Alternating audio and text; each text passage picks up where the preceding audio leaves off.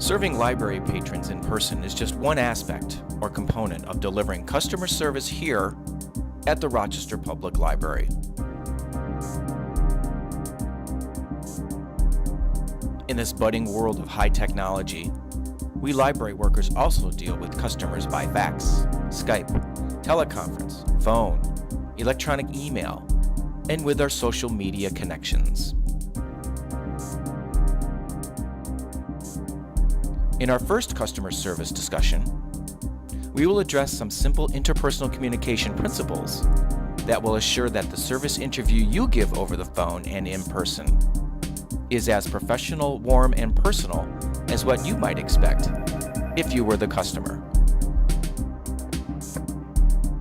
For library employees who do not directly interact with the public, your job is to serve those who do. These 5 basic principles are the foundation for every interaction you have at the library and will no doubt help us improve our overall customer service abilities. The first principle of good customer service is to feel good about yourself and the work that you do.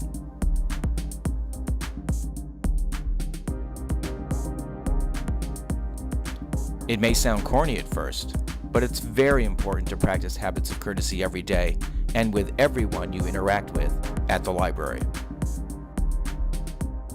Use positive communication to create a good impression. Think yes.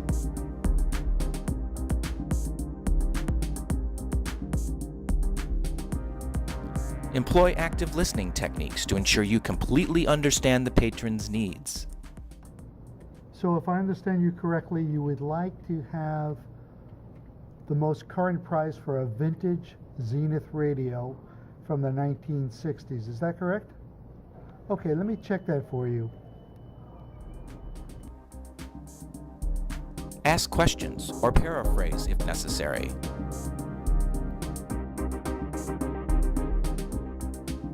And lastly, think like a professional, act like a professional, and therefore be treated like a professional.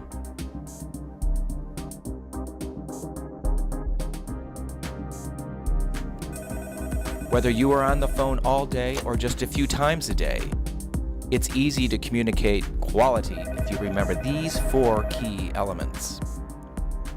Number 1, use a warm and friendly tone of voice. Hi, thanks for holding. I have the answer to your question. Do you happen to have a pencil handy? Yeah, it's kind of a complicated answer. 2, try to speak clearly and slow down enough to make sure your words are paced evenly.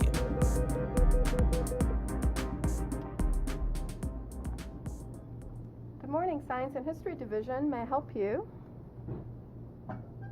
Yes, definitely. I can definitely help you with that. Number 3, listen carefully so your responses are appropriate.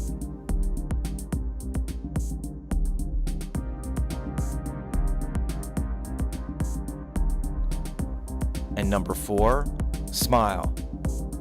Face muscles give you an upbeat tone and change the way you sound to the caller.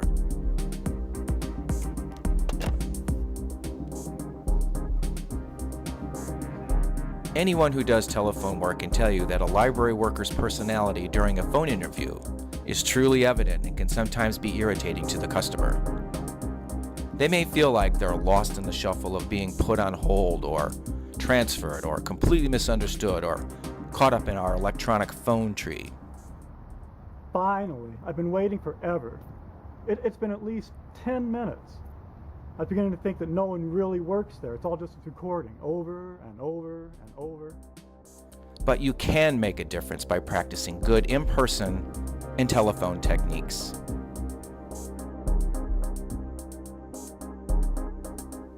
Library patrons most often call the public library to talk to people.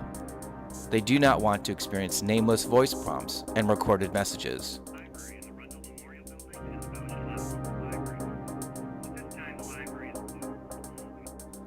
And remember, patrons never like to be kept on hold for too long. If need be, stop what you are doing and remind them that you are still working on their question and you will be with them shortly.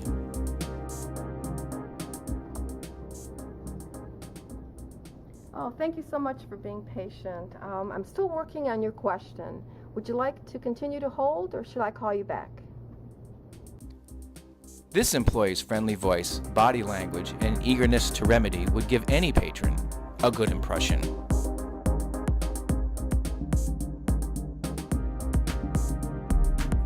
In conclusion, let's review what we have discussed. These are the 5 basic principles for every interaction you have at the library.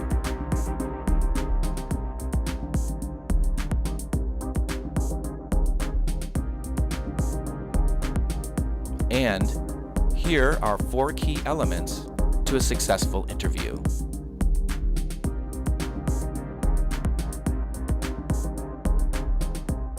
Chances are, by using some of the tips we have provided here, we can elevate our customer service abilities and at the same time, improve the overall library user experience.